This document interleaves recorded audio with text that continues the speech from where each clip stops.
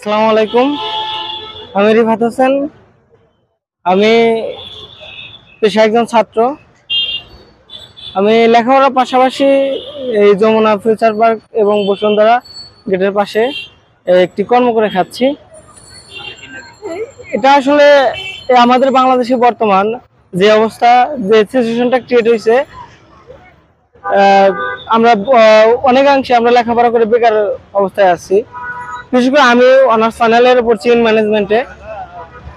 কিন্তু আমি অনেকদিন চাকরি ট্রাই করার পরে চাকরি হচ্ছিল না, চাকরি এই, হয়নি। তারপর আপনার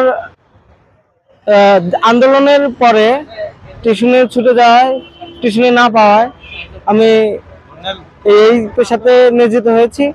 এটা আসলে আমার মূলত পেশা না, এটা হচ্ছে আমার পার্ট টাইম পেশা। সবাই আমার জন্য দোয়া করবেন। আর